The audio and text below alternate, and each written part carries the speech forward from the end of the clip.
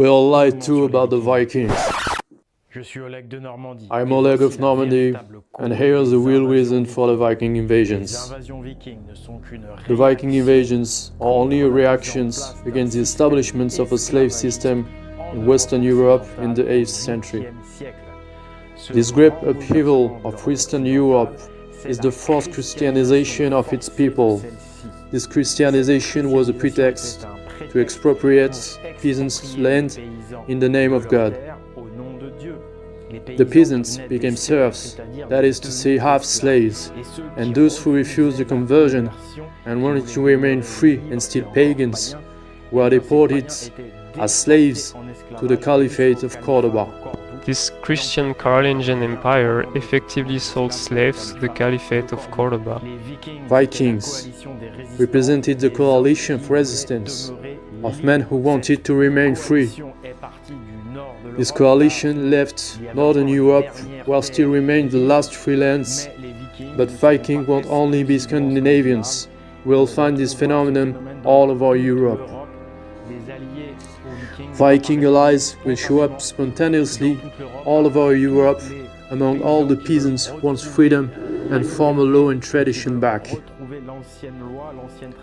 The Viking invasions were therefore a crusade to restore justice and freedom.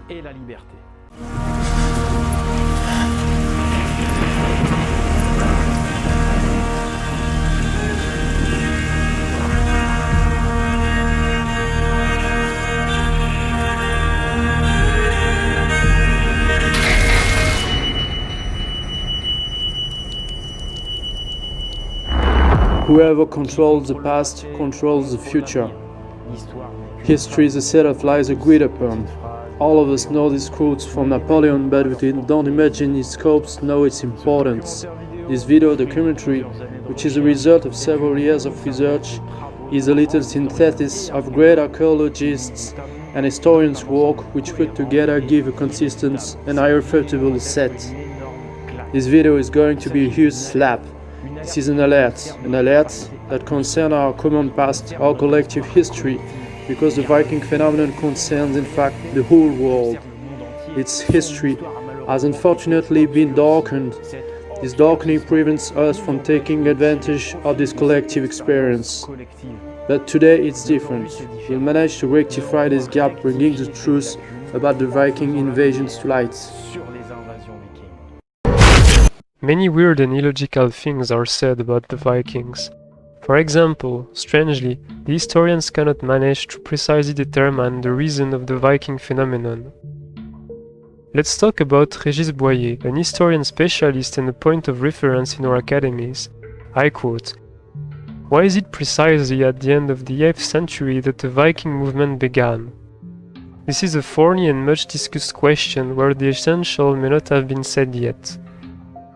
End of quotes. Then, the academic specialist goes over several possible causes, but strangely none of them have to do neither with the policy of the emerging Carolingian Empire, which is not even mentioned, nor with religion.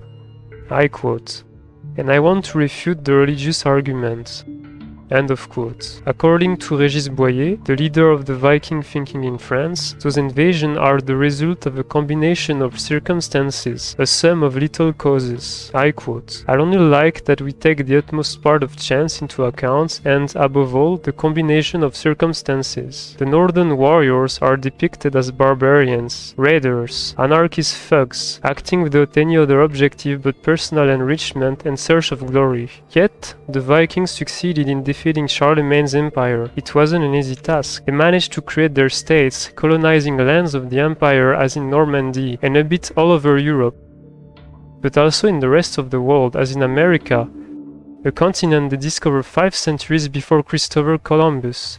This is big stuff!"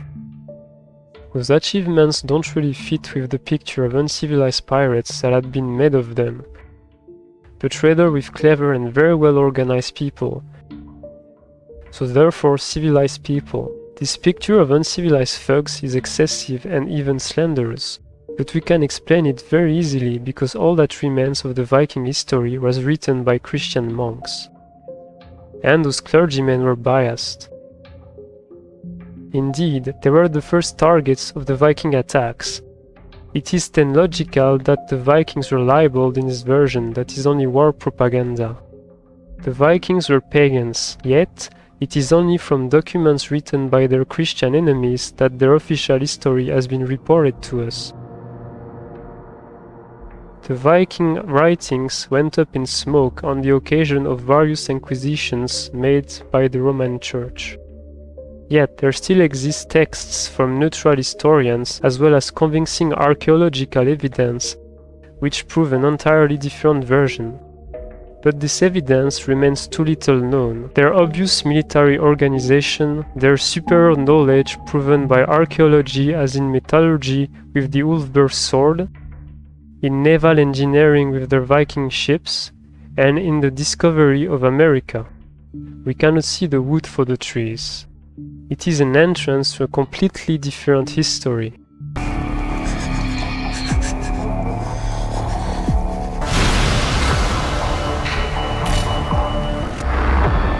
Indeed, there is even bigger stuff. How can we explain that the emblems of their god Odin and their mother goddess are found on the largest Gothic cathedrals? There is something incredible. Odin's rune is found on the largest cathedrals, particularly in Notre-Dame de Chartres, in Notre-Dame d'Amiens, and on the arrow of Notre-Dame de Paris, unfortunately gone up in smoke. The arrow of Notre-Dame de Paris included Odal runes from the god Odin. You are watching Pagans.eu. I am Oleg of Normandie. Here's the truth about the causes of the Viking phenomenon.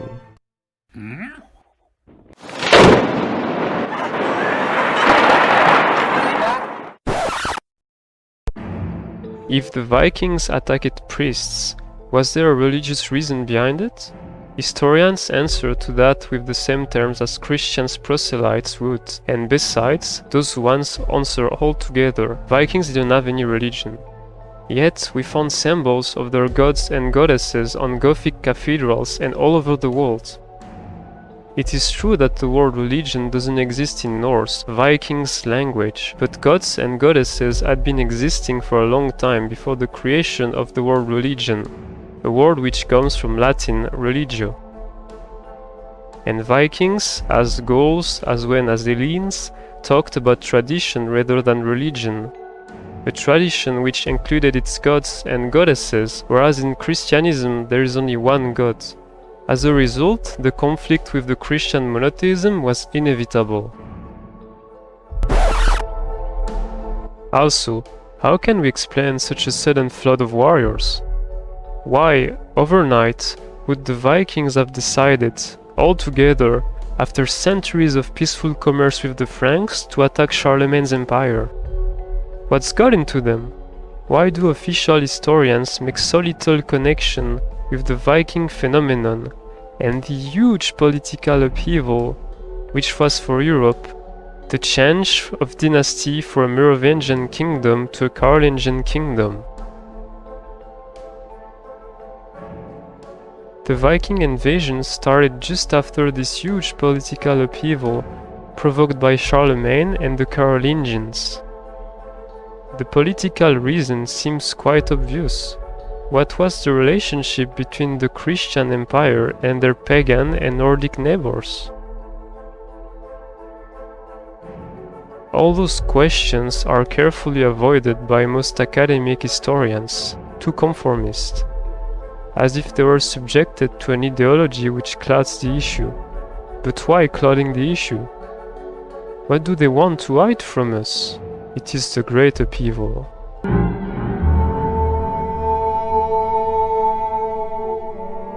The great upheaval of Western history took place in the 8th century in Europe, where radical changes occurred in the medieval world. Four major points, four major changes happened. Firstly, the expropriation of peasants. Those same peasants were reduced to serfdom and became serfs. Secondly, religious intolerance, forced conversions and their share of slaughters.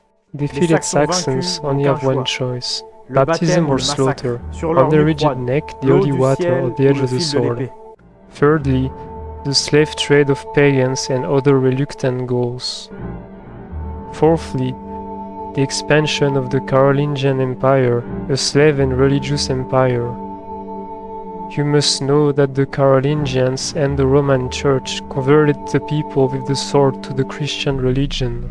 Au nom du Père, Cut clean off the first head roll to the bishop's feet, and confiscated the lands of the peasants to make serfs of them. It's called serfdom. It started in Gaul after they had defeated the Merovingians, who defended the old law. Then they kept on, during their imperial expansion, which will end up extending towards northern Europe. Reluctant people to serfdom were deported as slaves. Indeed, the Carolingians and the Roman Church took part in the pagan slave trades. The pagans are those who don't belong to the religions of the book, those who do not belong to the Abrahamic monotheistic religions. This discrimination allowed to convert people under penalty of slavery. At first, the slavers stocked up with pagans in Gaul, and, Christianization taking place through force of circumstances, they then turned to northern Europe. On top of using slaves for themselves, the Carolingians supplied the Muslim Caliphate of Cordoba with human goods. The Caliphate was the client of the Judeo-Christian merchants in this pagan slave trade. From there, slaves were rerouted to North Africa and to the east.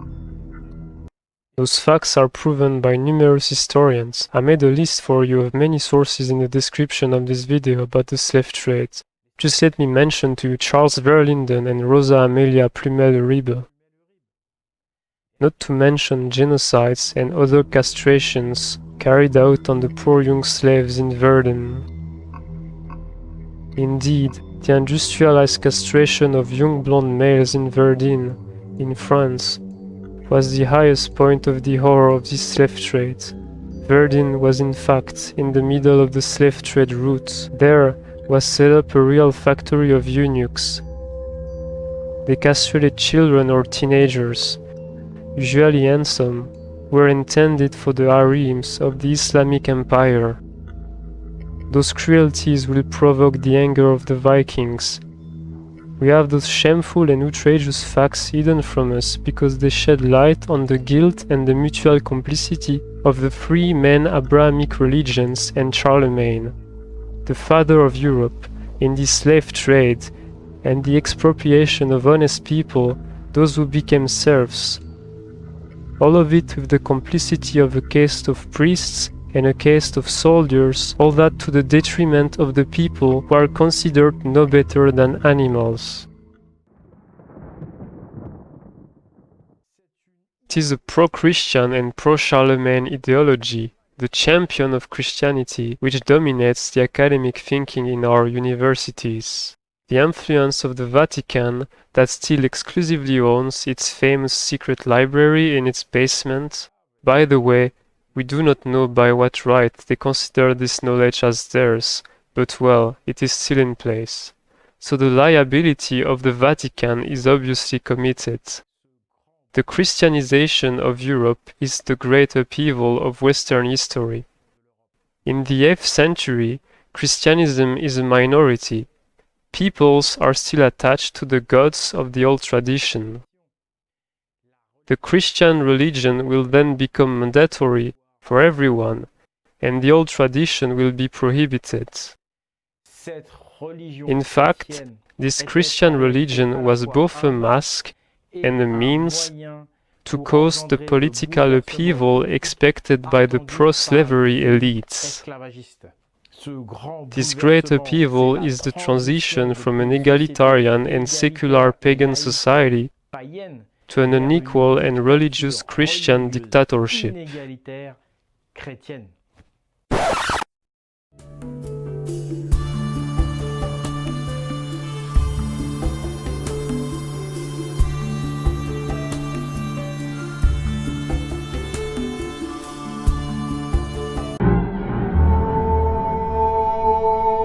The methods used by Charlemagne's Christian Empire were most violent.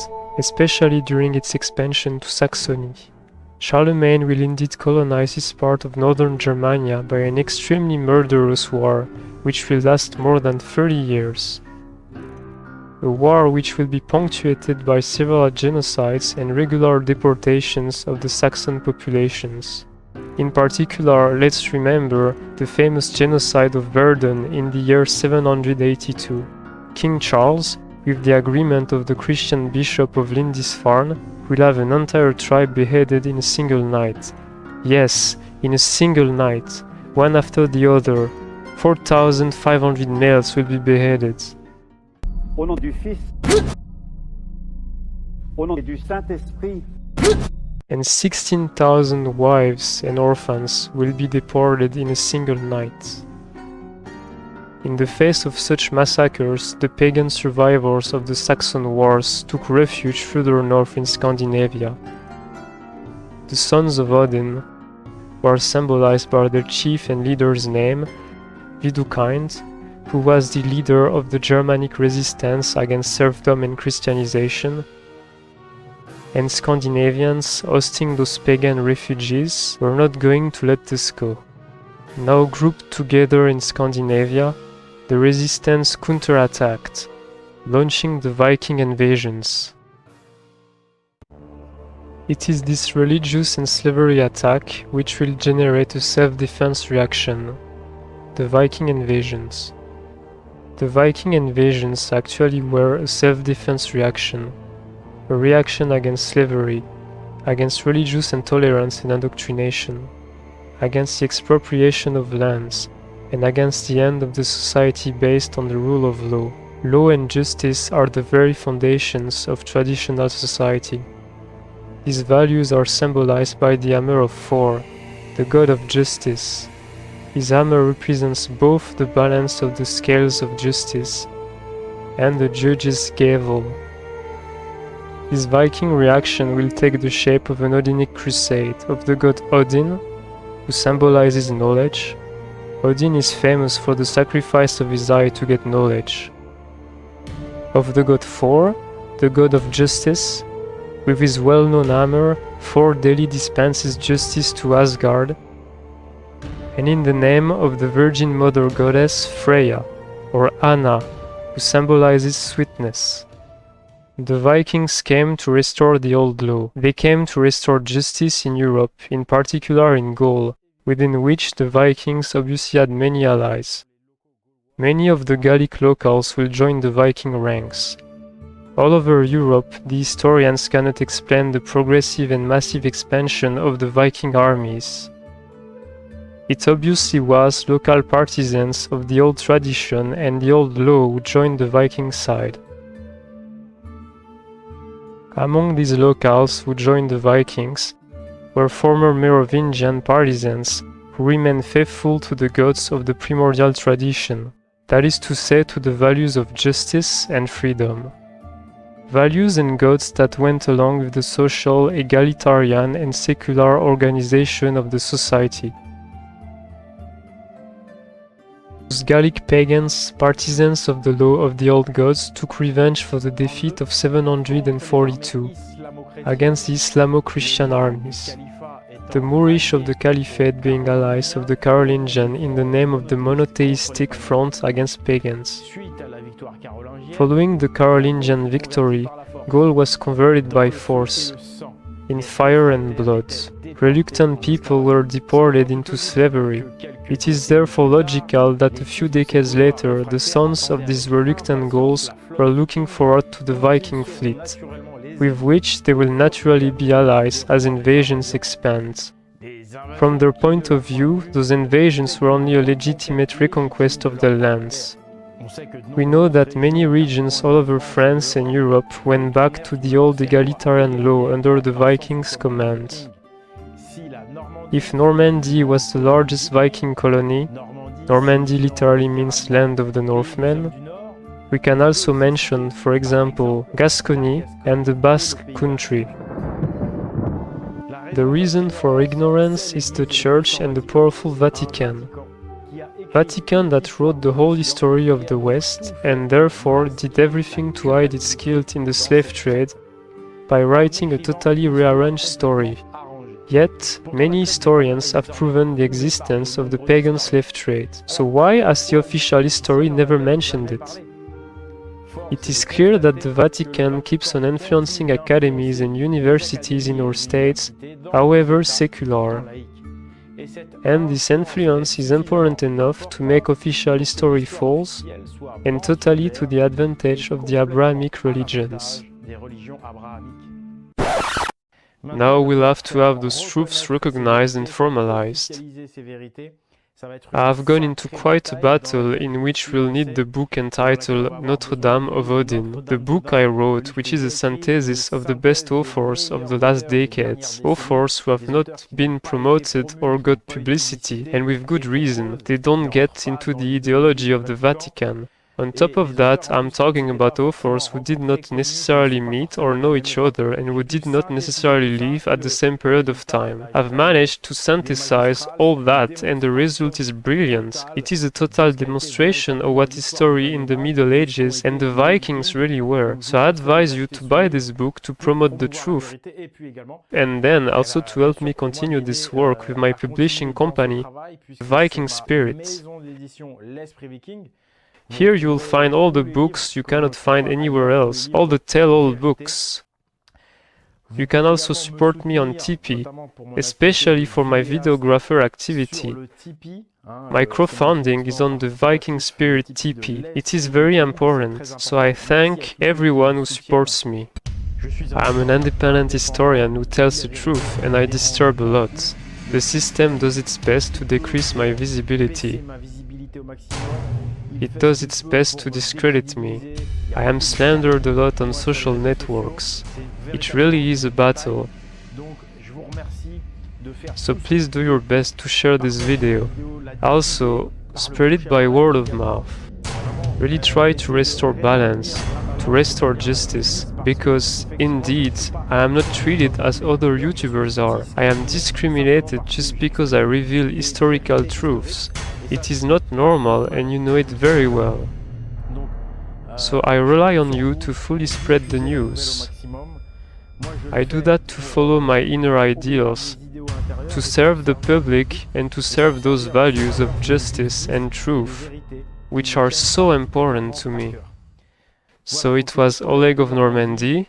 I sincerely thank all of you and see you next time.